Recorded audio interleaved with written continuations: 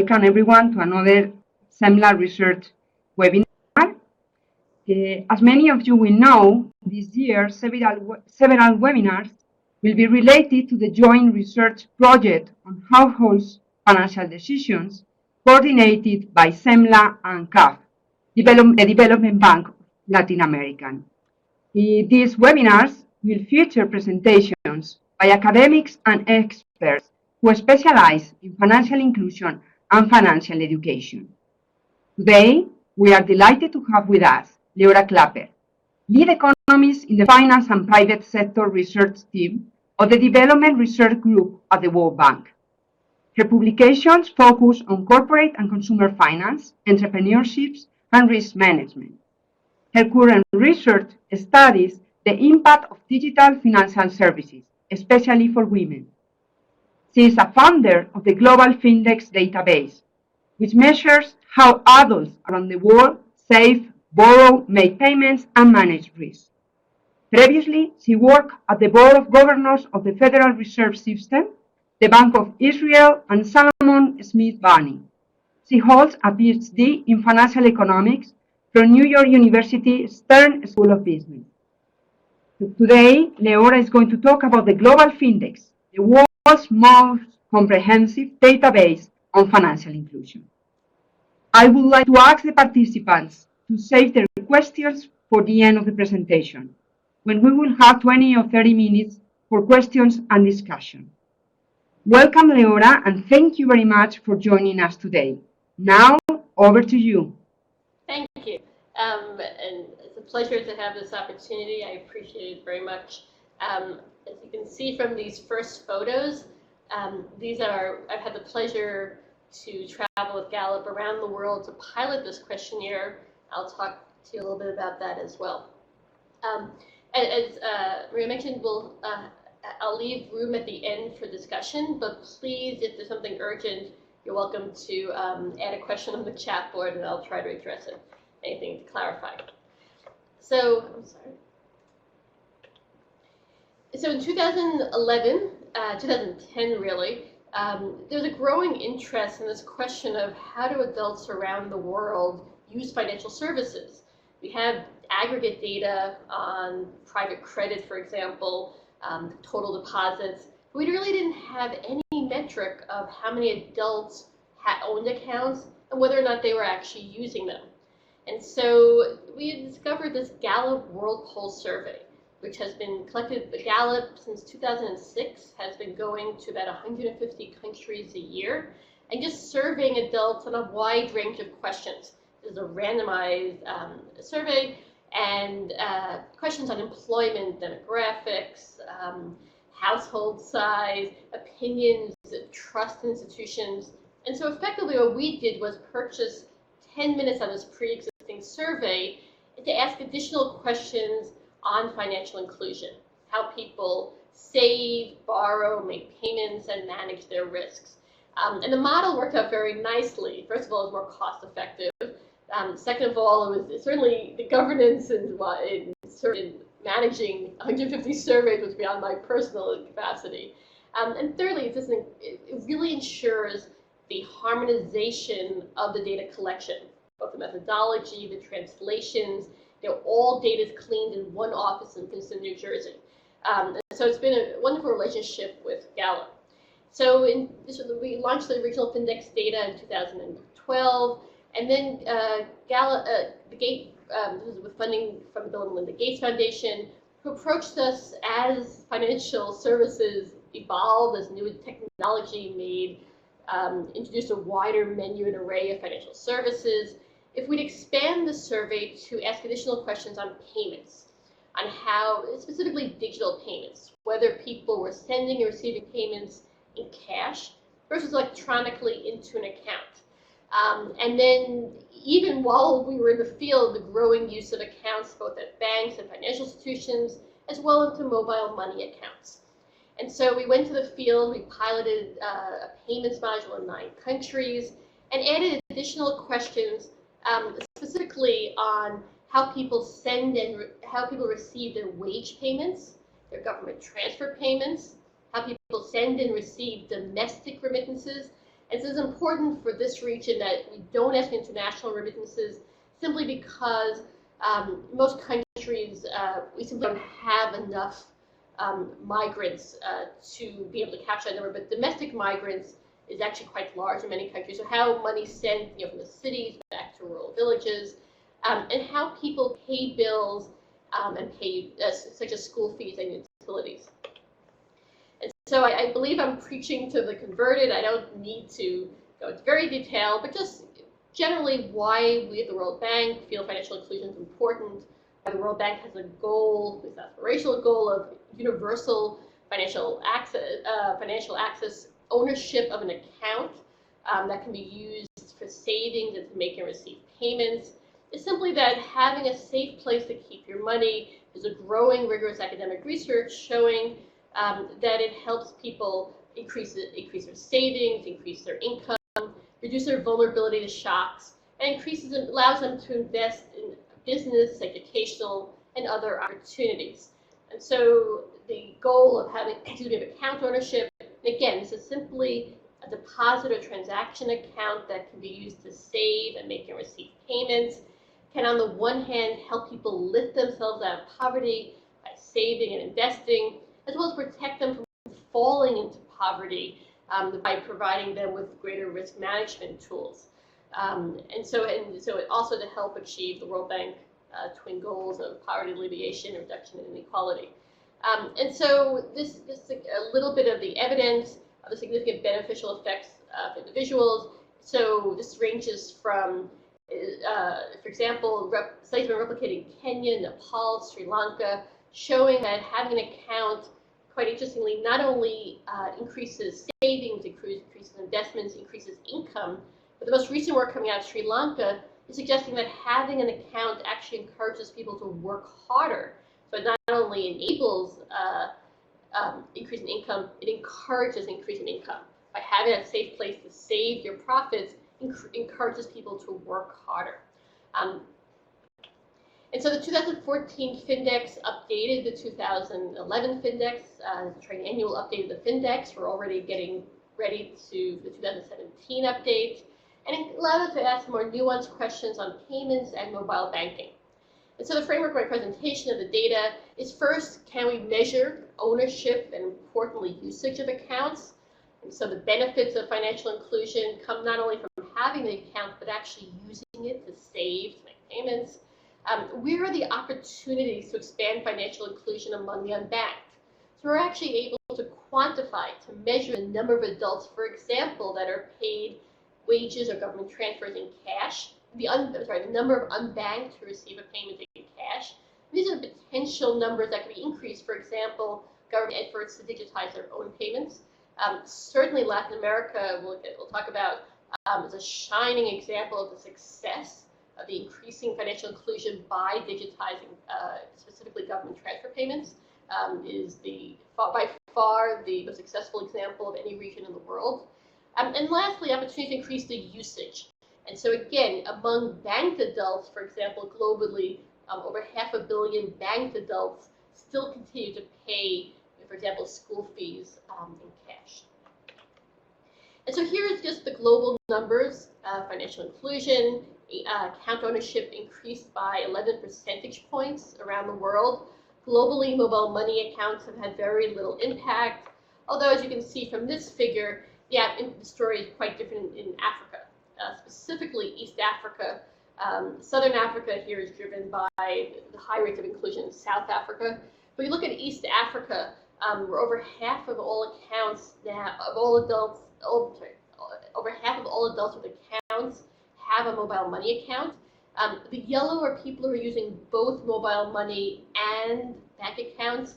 The purple is really the marginal benefit, the marginal gain for mobile money accounts. So for example, in East Africa, over 10% of adults have only a mobile money account. And so again, 1% of adults globally say they have an account, only a mobile money account. Over 10% of adults in East Africa report using only this mobile account. And mobile accounts have been found to be especially beneficial in rural areas, places where there may not be a bank branch in every village, however, there likely is a mobile agent who's able to both take deposits and make withdrawals on behalf of that account.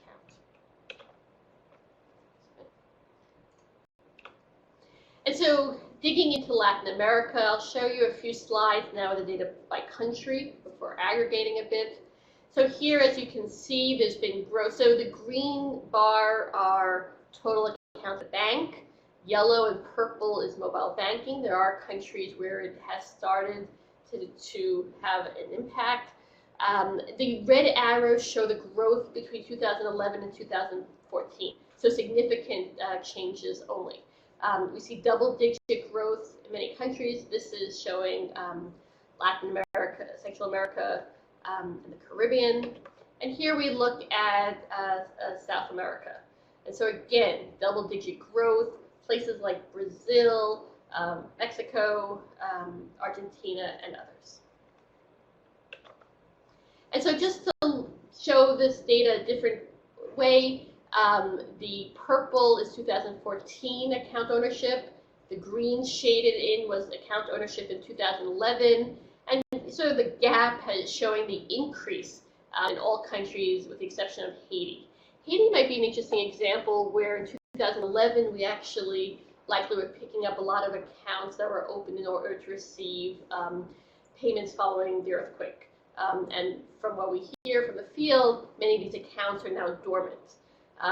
So let me just go back a second and talk about the data. What's really important to recognize is, so this is demand side data. So we're interviewing adults on their personal experience using financial products. And it's important to remember if someone has had a dormant account, they may not even think of themselves as having an account. So when asked, do you have an account at a bank? They had an account open for them many years ago to receive a payment, which they haven't personally used since. They may reply no. And that's why there's also often a gap between demand side data from individuals and supply side data, the data provided to regulators from the bank. So a bank would report that as an active account, although from the individual's perspective, they may not even consider themselves banks. The second very, very important feature of this data, and which I believe is critically important, is that the data is randomized on the individual level. So this is the percent of adults 16 over who have an account. This is very different from many earlier studies which looked at the household level. And so whereas in many countries, often it's only the male household head who has an account, our data is asking effectively who within the household has an account. And so in countries, for example, in South Asia, where women are could be half as likely as men to own an account, the overall account ownership of the complete population is much lower than if, for example, the survey had only been done of household heads. I'm glad to go back to this discussion at the end. So this slide is looking at, just again, aggregates by region. Just looking globally, again, there's been large growth, places like China and India. India is a funny example, which I can also get back to. The government has implemented the Jan accounts, which is effectively a simple account that they're opened over 200 million accounts in the past 2 years, although to date usage has been very low.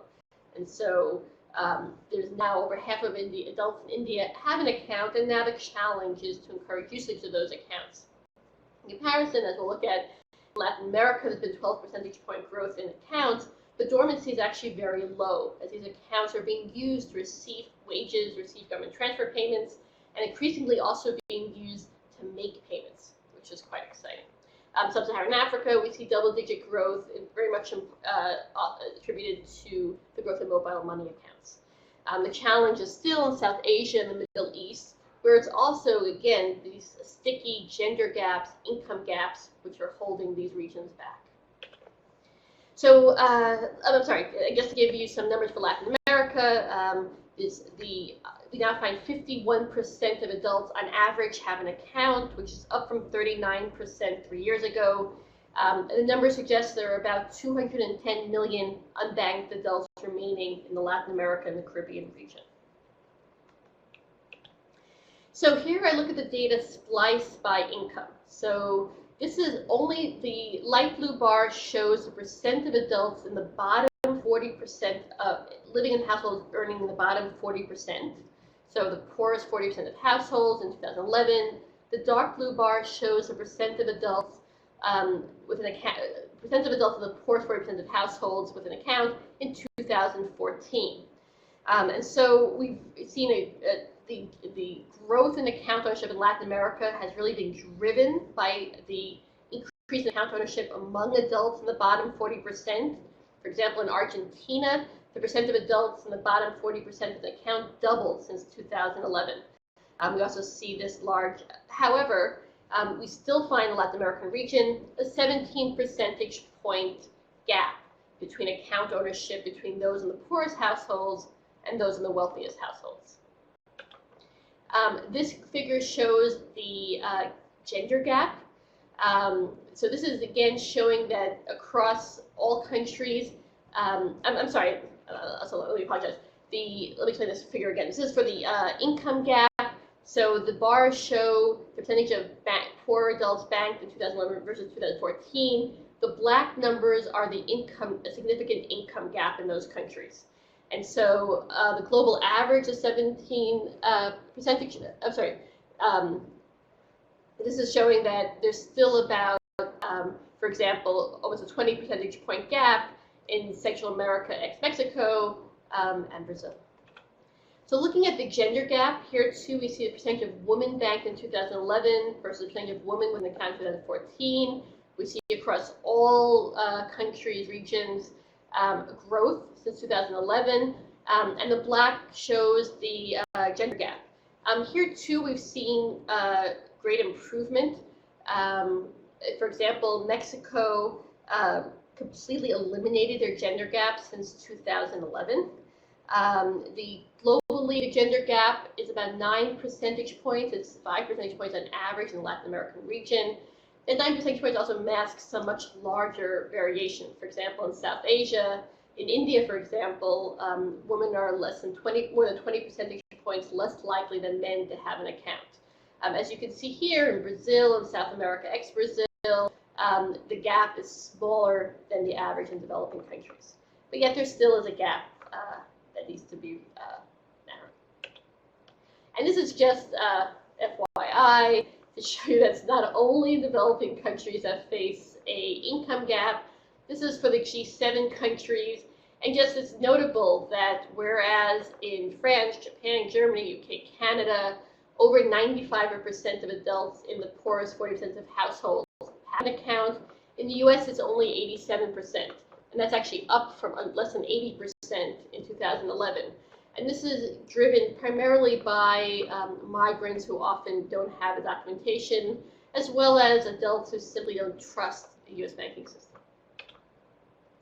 So again, a little bit of background on why do we care about this move from cash to digital payments. At the end of the day, why does it really matter whether we pay people or make payments in cash versus through a debit card or to an account?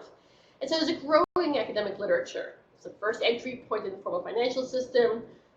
Opening accounts for adults to receive their wage payments or government transfer payments is often their first account.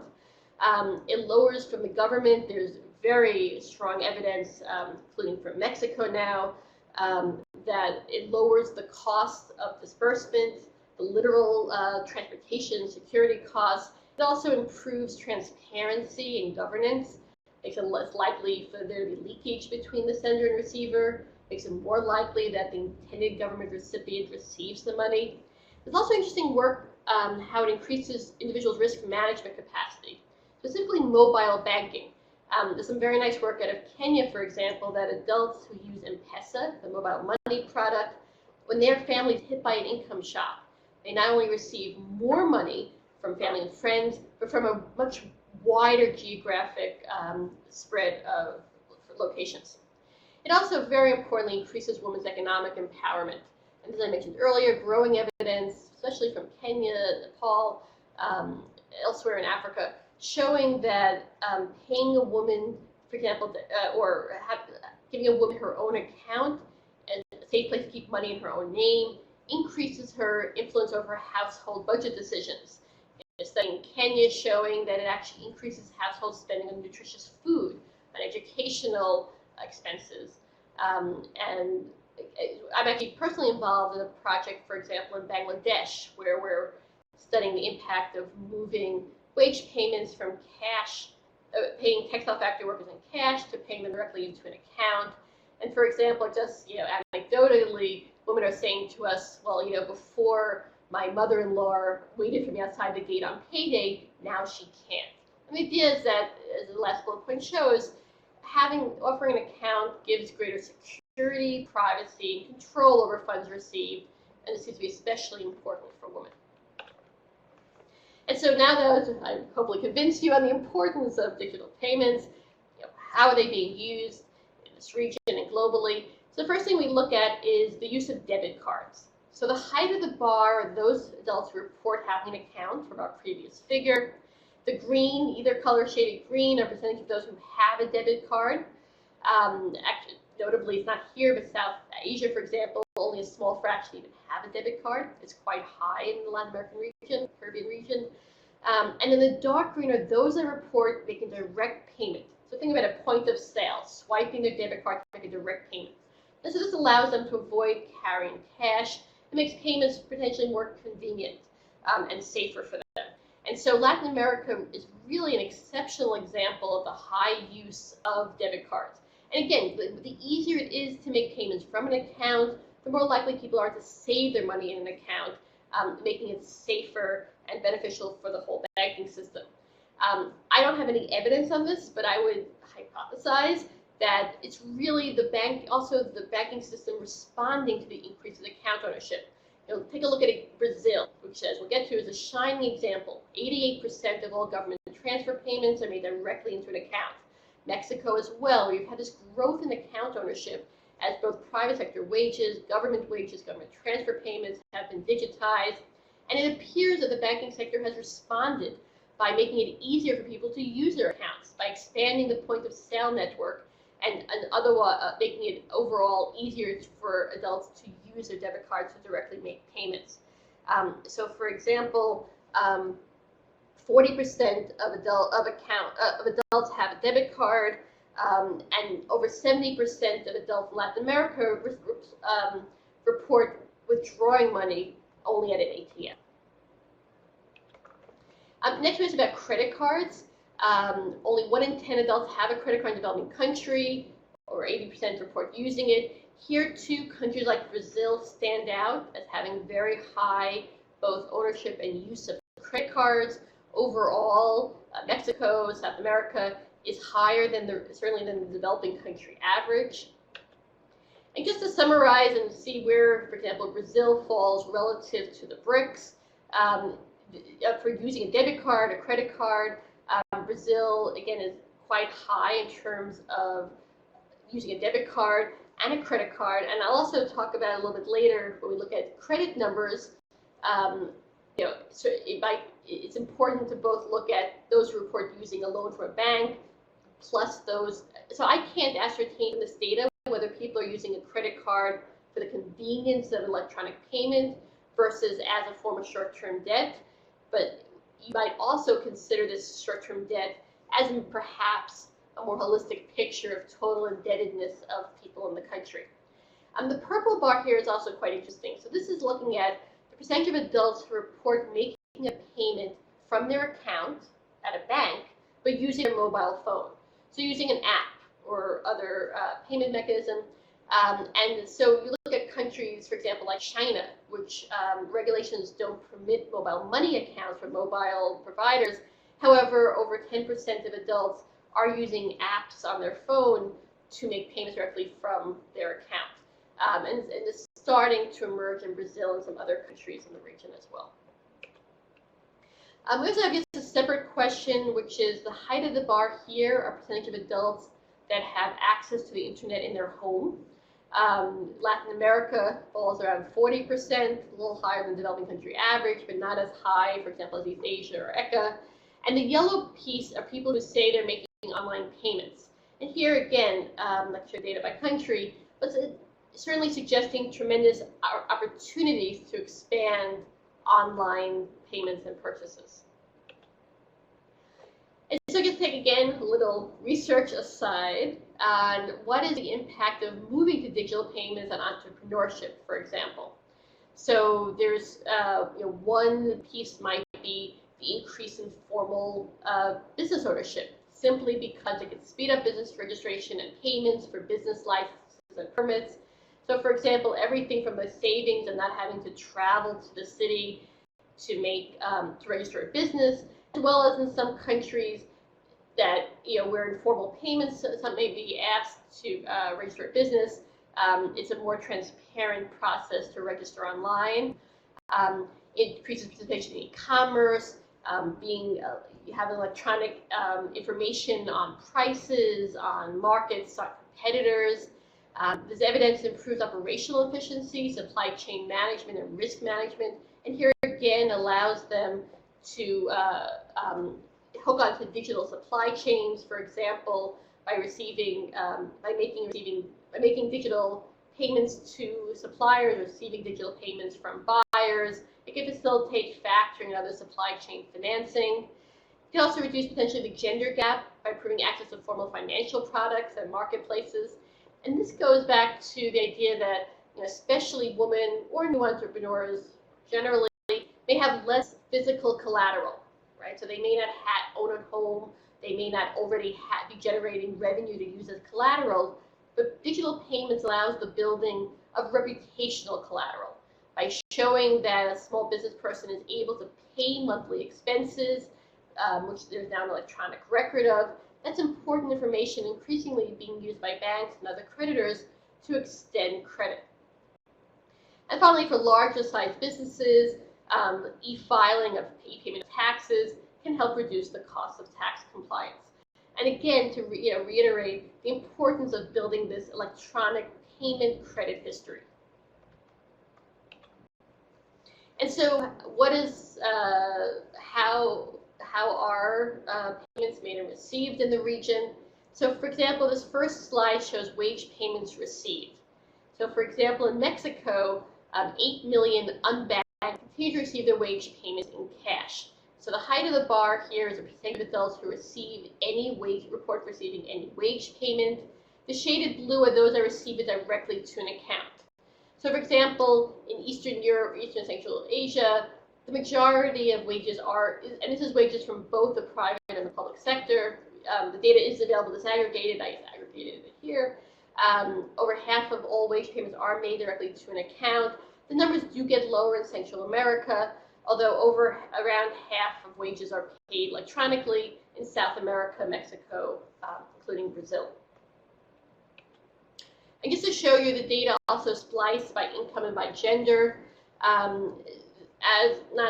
expected, wealthier adults are more likely to be paid into an account, but they're also more likely to be wage employed.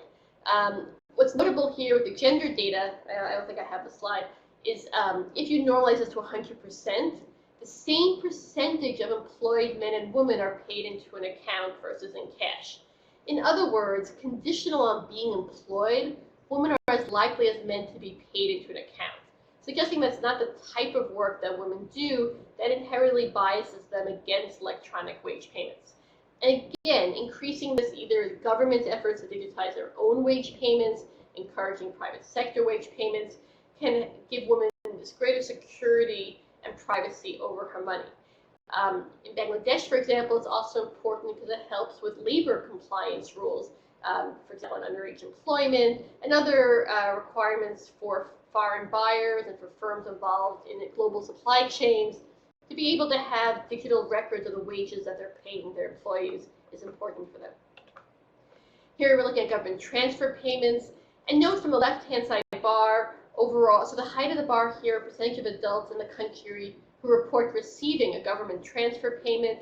So overall, it's relatively a smaller percentage of adults. However, countries such as Brazil, where over 15% of all adults report receiving some type of government transfer payment, we find almost 90% of these transfer payments are made directly to an account.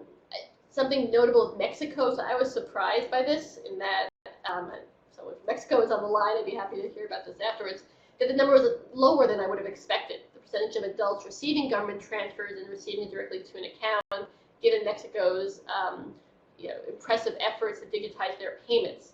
And what local bankers had explained to me is that although the government might be making all payments to a bank, because the banks don't yet have a footprint in some more rural areas, the banks deliver cash that last mile to recipients. And so although from the government's recording, all payments were made electronically to a bank, from the perspective of the recipient, there's still many recipients who are receiving that final mile, their payments in cash. It might also be in some countries that, certainly in Eastern Europe and Central Asia, where although the payment is made to an account, people, either because of the way the product is designed or simply their lack of education or understanding of the account, they think that this is only a transaction account that can be used simply to receive the payment, that they understand this is simply a transaction mechanism for them to withdraw their payments, and either they're unable to or don't understand that they're able to also use this account to save and to make payments. In other words, they don't even know that they're banked. And so these numbers really highlight the importance when designing the digitization of government transfer payments of, one, making sure there's a very important financial education component around it. So certainly this involves explaining to people what are the benefits of having an account. Two, very importantly, explaining to people, the very simple, how to use the ATM, how to memorize, keep their PIN number private, their recourse in the case of human or mechanical error, which really is necessary for the integrity of the program. It's also important, especially in countries where levels of financial literacy are lower, to make sure there is an appropriate consumer protection framework around the bank's responsibility, especially to these more vulnerable clients. Here's another, I think, quite interesting piece, which is often overlooked, which is agricultural payments. And so the question here was simply, do you make an agricultural payment? And if yes, how do you do you sell agricultural goods? And if so, how do you receive your payments? And this is normalized to total percentage of adults. So for example, you have in sub-Saharan Africa, over 35% of adults are farmers selling their agricultural products. And wildly, for example, in Kenya, Uganda, Tanzania, over 10% of adults are farmers who report receiving payments for the sale of their agricultural products directly to an account, a bank or a mobile money account, which suggests that even those who are less literate, both literally literate and financially literate, are able to accept digital payments. And what's also interesting is that this is being driven by supply chains, by local government, often public-private partnerships of government warehouses or private or government warehouses, which are purchasing the goods. And so you think about, in Africa, for example, the coffee, the tea, the cocoa crops. I'm sure there are analogous crops in Latin America, where the central warehouse, for them to digitize their own payment, could bring a tremendous amount of adults, of farmers, into the formal financial system. And these farmers are often the people who most desperately need an account because they have the lumpy income, because they need to finance their next cycle of seeds and crops, because they're more vulnerable and would benefit from various insurance and weather index based products. It could be especially beneficial to bring those involved in agriculture into the formal financial system. And so just giving you some numbers, for example, in Latin America, there are over 30 million adults who are paid, unbanked adults paid their wages in cash.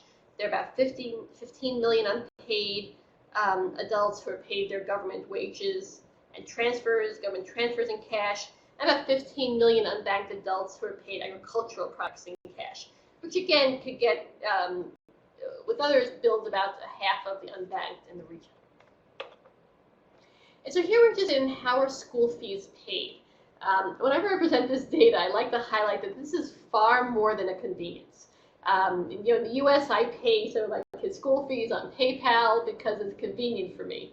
But we talk to women around the world who have to often, take off from work, garnish a day's wages to travel across town and pay their children's school fees. And so, for example, over 35 million adults in Latin America who have an account continue to pay these fees in cash.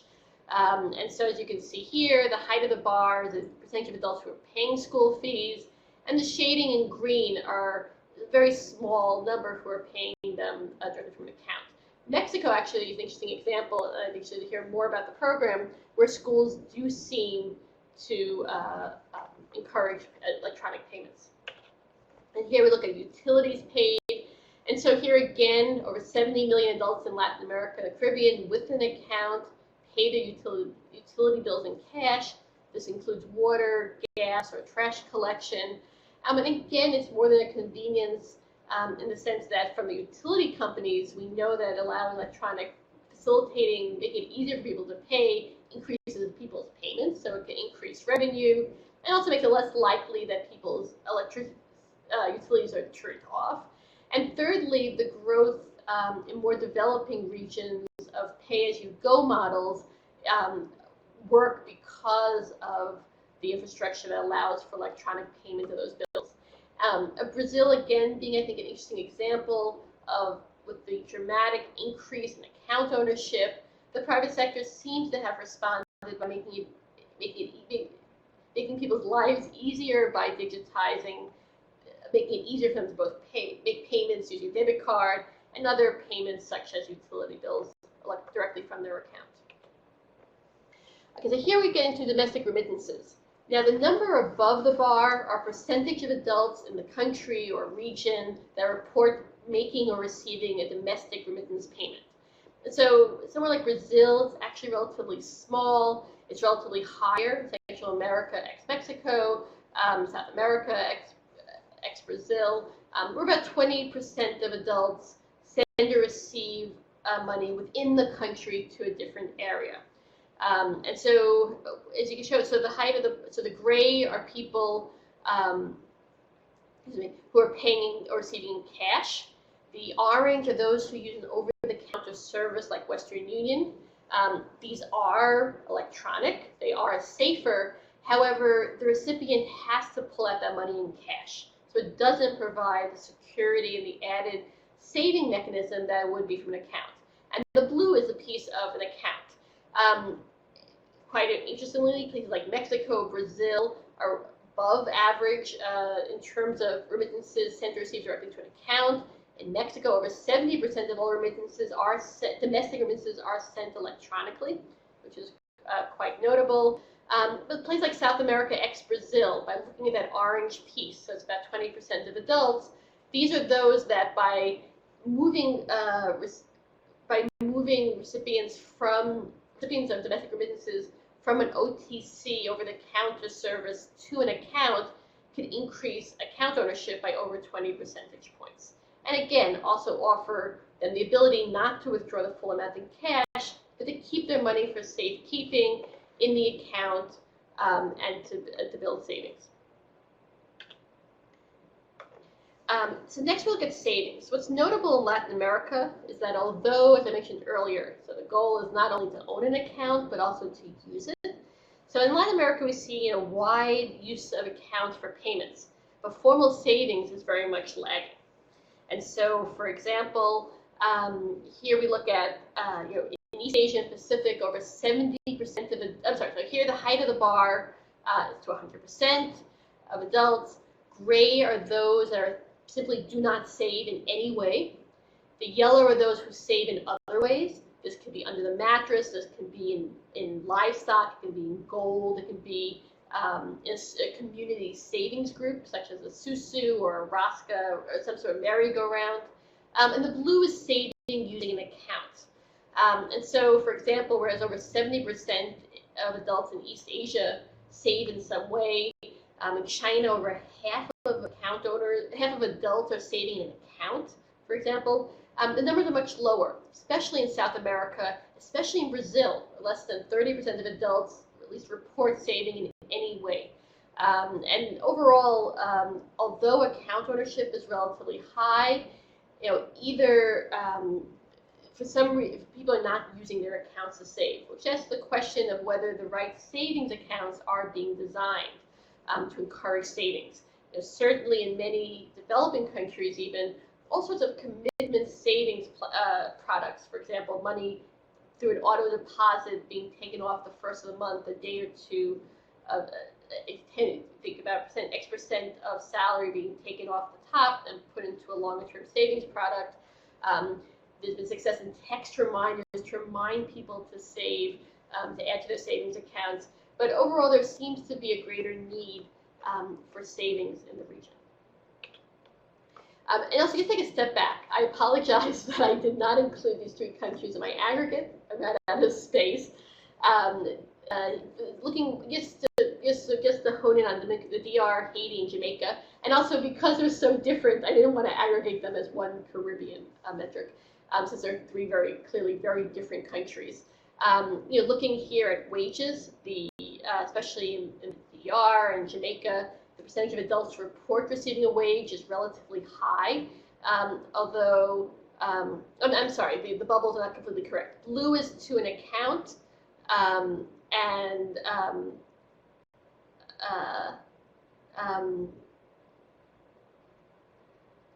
okay, I'm sorry, well, blue is to an account, and orange must be, orange, the remittance one is remittance. I apologize if this is incorrect. I will replace it with the correct figure. But overall, the percentage of adults receiving wages and government payments to an account is relatively high in the DR, and lower in Haiti. So next, looking at borrowing behavior. And so here again, we're looking out of 100% of adults. Those that borrow, the blue piece of the slice at the bottom, are those that are borrowing from a formal financial institution. And the question is asked, have you borrowed in the past 12 months? So this is a flow measure. So this is new credit, or short-term credit.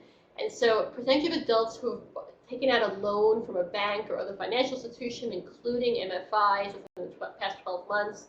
And globally, Latin America is very much in line with global averages of about 10% of adults.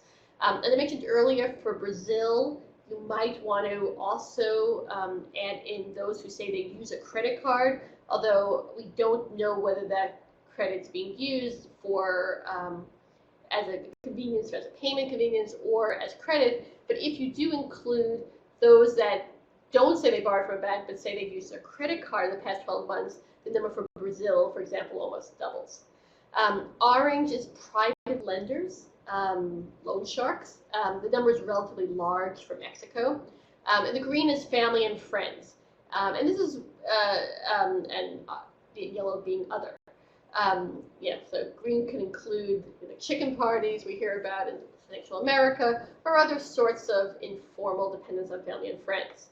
And that large green bar is going to show up in the next slide, which was a new question we added in 2014, which is, can you come up in the next month with effectively 5% of GDP per capita? So in the US, it would be $2,500 in the next month.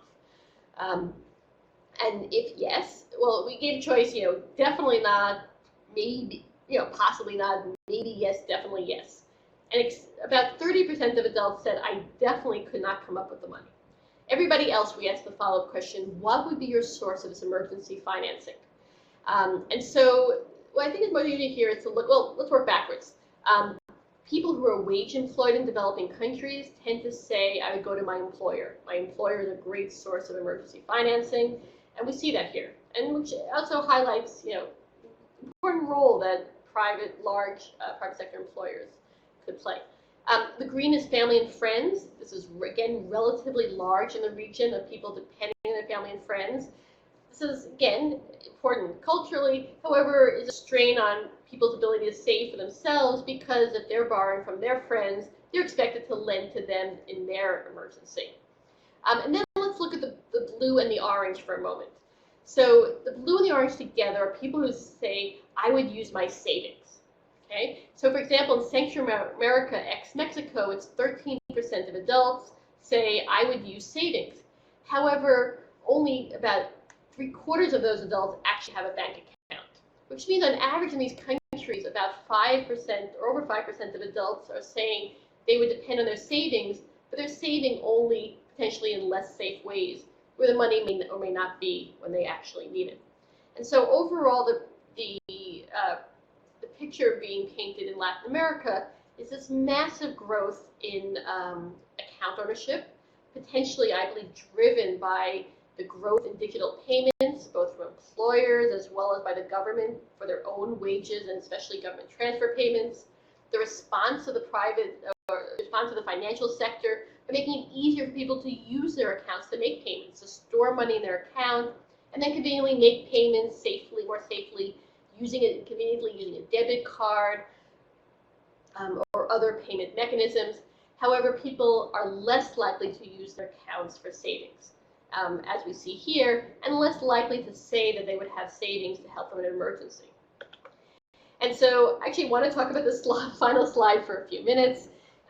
The complete database, Global Findex 2011 and 2014, is available at our website.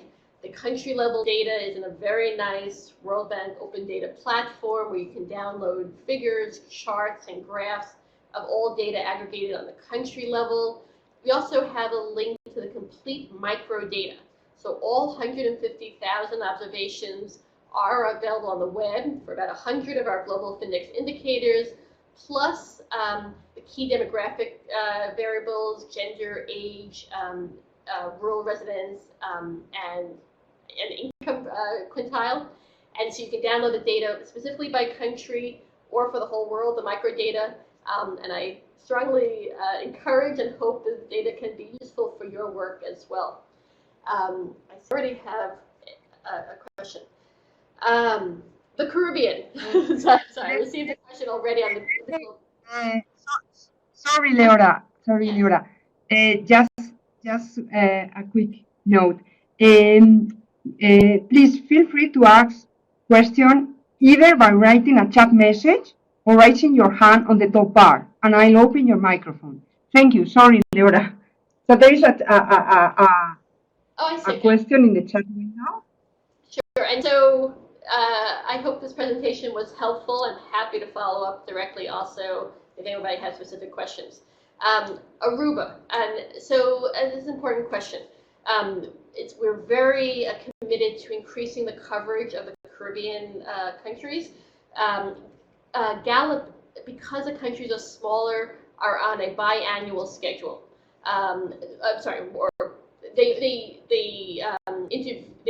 survey a subsample of Caribbean countries every year with the idea that they cycle through over a couple of years. I apologize if the country was excluded. We have, over the 2 years, increased the number of Caribbean countries, and hopefully we'll increase it further in 2014. 2017, great question. So I actually was supposed to be making this presentation from a hotel in Nairobi because my team, I was stuck at home for the spring meetings, and glad that I was able to make this presentation in the right time zone. Yes, we are currently piloting a new module on resilience, on risk management. So this is really important for your own survey work. In both 2011 and 2014, we wanted to ask more questions on insurance. We tried both years to ask more generic type questions of, do you have health insurance? Do you use health insurance?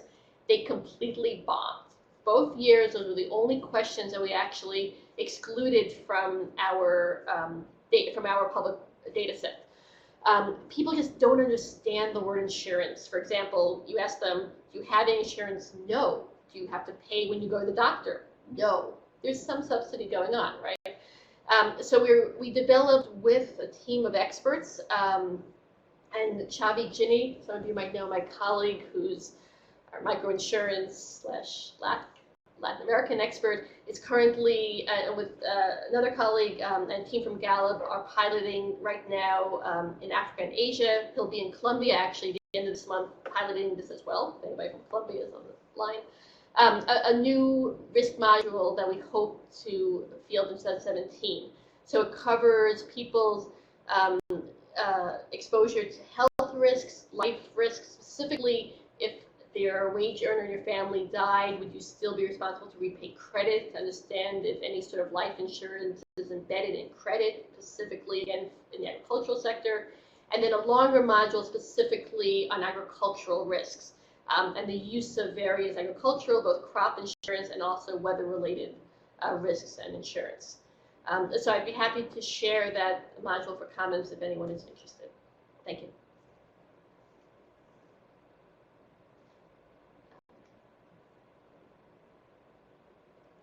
If anybody would like to ask a question by phone as well.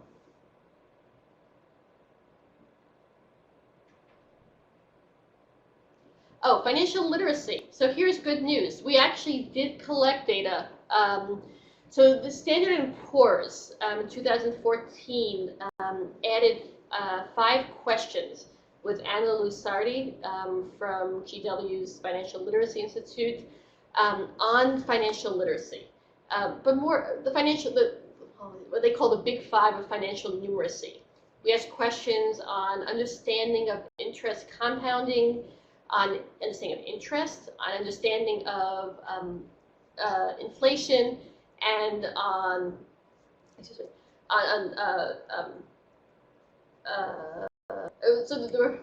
we asked the question also on diversification. This data is actually all available if you Google Standard & Poor financial literacy. The country level data and our report is up on the web, and additional research on that will be forthcoming. Just to give you a sneak preview, what we looked at, what I was most interested in is, it's not really a fair question to ask, are there differences in financial literacy between people with and without accounts? Because there's so much else going on. We know from all of our research that people with accounts are more likely to be wealthier, more educated, live in urban areas, etc. And so, but what is interesting in this data, and we talk about in the report, is if you look among people with credit, what percentage of people who have outstanding credit don't understand basic concepts related to interest. And that's really important. That's suggesting weaknesses in people's ability to understand their own products, and really also highlights the need for the consumer protection framework with a better disclosure and transparency laws. But I can I'll circulate that link as well. But again, it's S&P Financial Literacy Survey. The report is up on the web.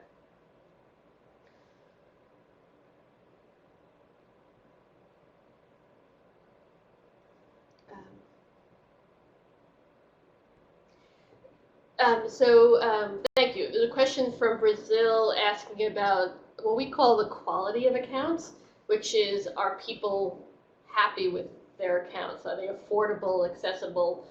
That's a very hard thing to ask. Of people who don't have accounts, we do ask, why don't you have an account? I'm sorry, this wasn't included. For Latin America, it's much higher than the global average. What stands out in Latin America, people report it's too expensive. You look at Africa and Asia, it tends to be, I don't have the right documents, or it's too far away. South Asia, Middle East, you have a lot of people saying, I use somebody else's account because only one account for extended family. In Latin America, what really stands out is it's too expensive. So that certainly seems to be a barrier for ownership. I would expect that would also be a barrier for use, for example, for savings perhaps. The way we sort of back out that information of how happy people are with their accounts is how often they use it. As I mentioned before, are they using their accounts to save? Are they using a debit card to make payments from their account? One important metric is how many times you withdraw in a month, which is suggestive whether people are only using it for transactional purpose, i.e. withdrawing all the money on payday, or actually keeping money over the course of the month to use for money management.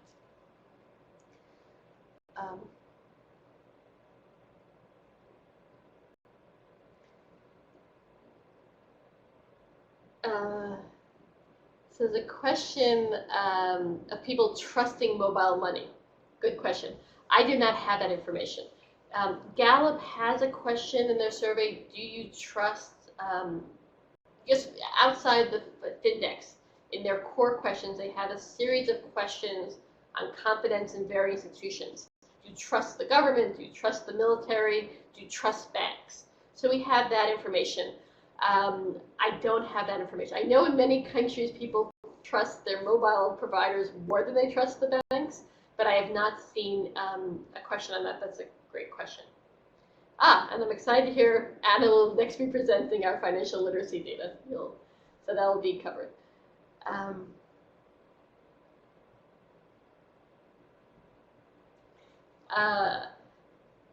I'd be happy to talk about interoperability.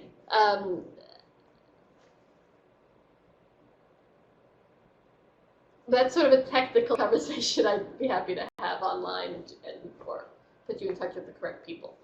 But certainly the interoperability between within mobile operators. So for example, that you can transfer money from a wallet on one mobile provider to another, as well as between banks and mobile operators, is important and is where certainly things are moving.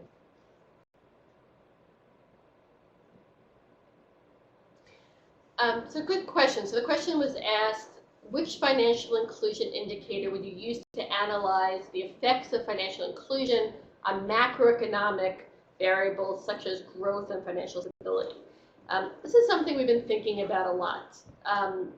Every time I present data, we get asked this question, what is the relationship between financial inclusion and macroeconomic growth?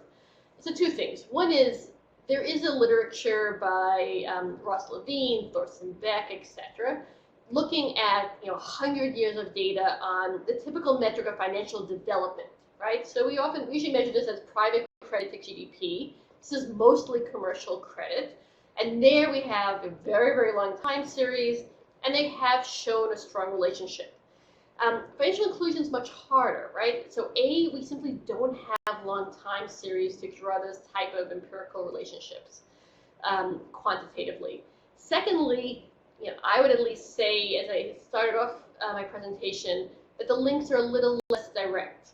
So for example, having an account, we know and my answer would be simply that we're building the evidence brick by brick through micro case studies by randomized control trials in more and more countries showing the relationship, as opposed to any meta-analysis of a country-level data for 100 countries. I think the evidence is coming on the micro level. Those micro studies I mentioned showing for a family, having an account allows them to save more, invest more in their businesses, and increase their income.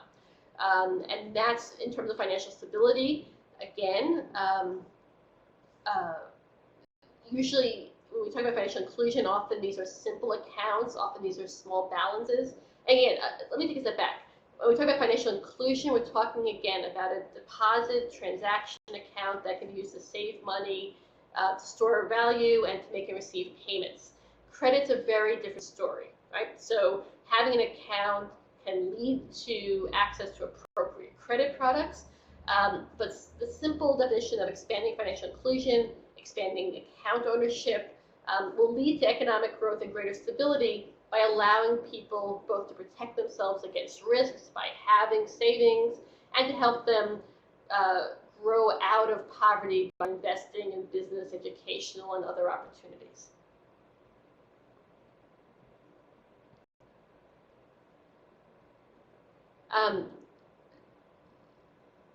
Financial stability, if referring to banks, having a larger deposit base. Honestly, the little bit of evidence on deposits by consumers versus commercial, retail deposits is often very small in terms of stability. Again, what I've studied and seen is a strong relationship on the micro level between stability, about financial inclusion, account ownership by individuals, helping improve individual stability and income growth. Certainly, spillover effect should be that it allows individuals should be less likely to default on credit because they have that financial backing. I'm sorry, I'm keeping up with the questions.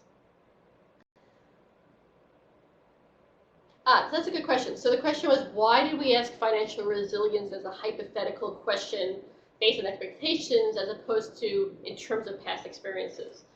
And we actually piloted. So the first pilot was, and in this new risk management module is exactly what we're doing. For example, on health costs, we're asking the questions twice. First, if you had a medical emergency, where would the money come from? And that's hypothetical, right? But then we're also asking a battery of questions. Has anyone in your family had a medical expense in the past year? How did you pay for it? And so getting the two sides, the reason we ask this again hypothetically is simply that there's so many risks that people face. As I like to say, this data needs to be comparable in Somalia and in Sweden.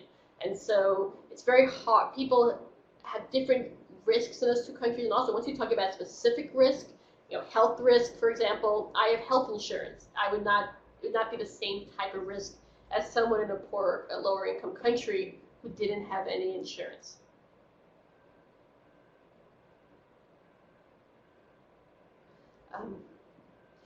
In terms of Mexico, the example I gave, I'm only familiar with the Mexico example. It might, but certainly it might be the case in other countries. I'd be interested to hear from people if it is.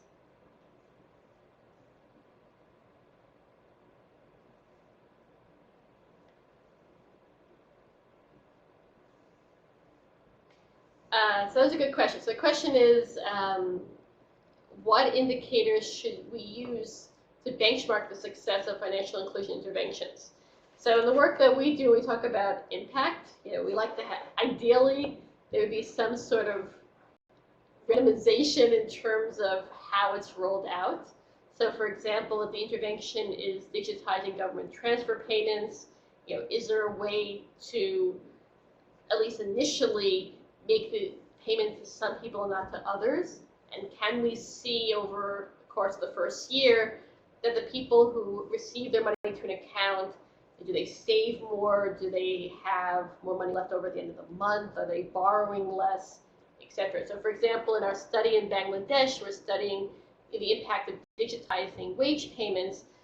The primary indicator we're interested in, excuse me, in our sample, 50% of adults say they borrow to meet end-of-month expenses. Do we see a reduction in that? Do we see a reduction in people skipping meals at the end of the month? Do we see an increase in people being able to save for the future?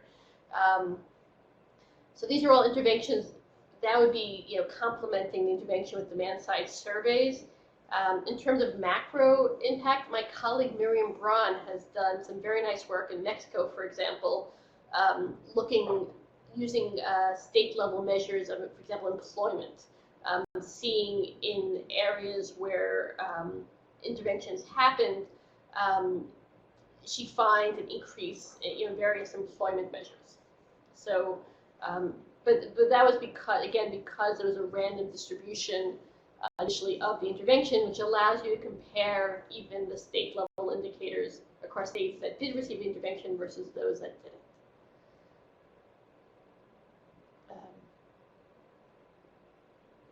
I'm sorry, I was reading the last question.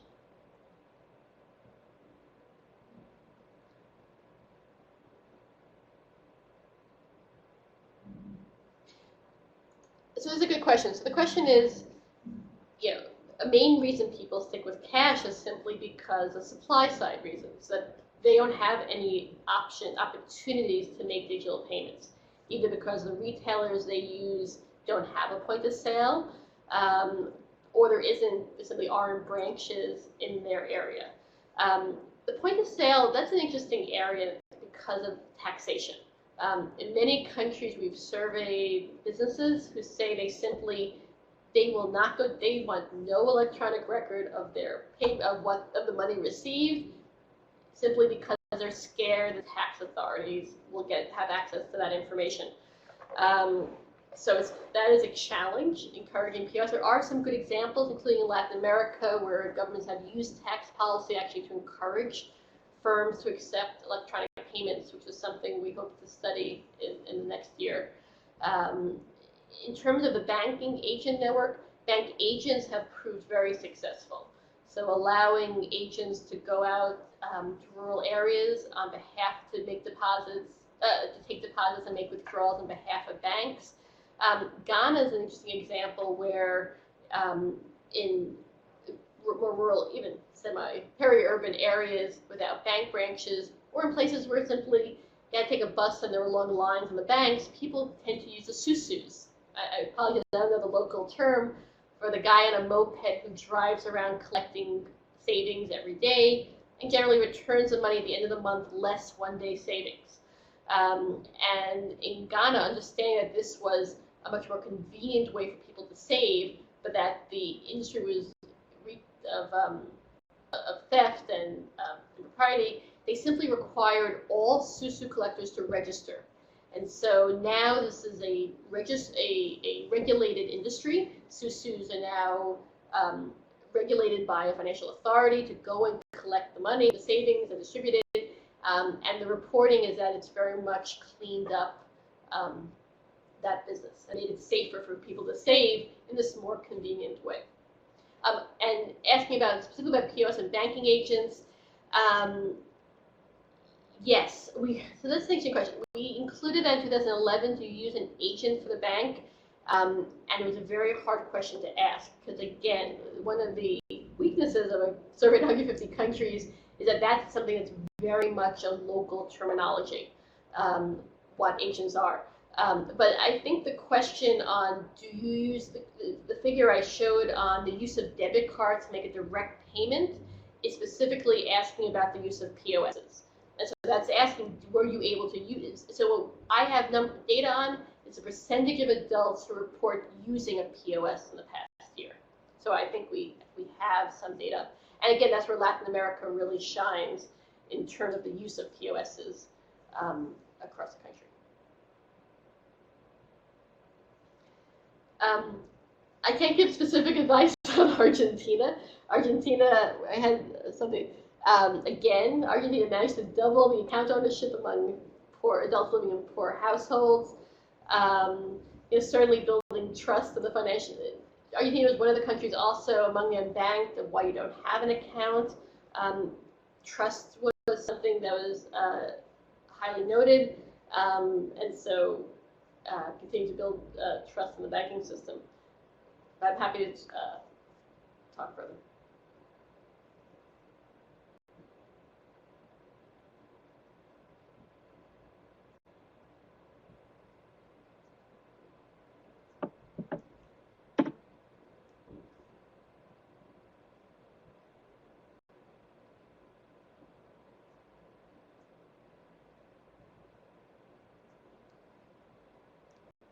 I think, Leora, we don't have more comments or questions. So once again, I would like to thank Leora for taking the time to share work with us. And I would also like to thank all the participants and invite you to our next webinars. Have a lovely day, everyone, y muchísimas gracias. Buen día para todos. Thank you very much, Leora. Thank you.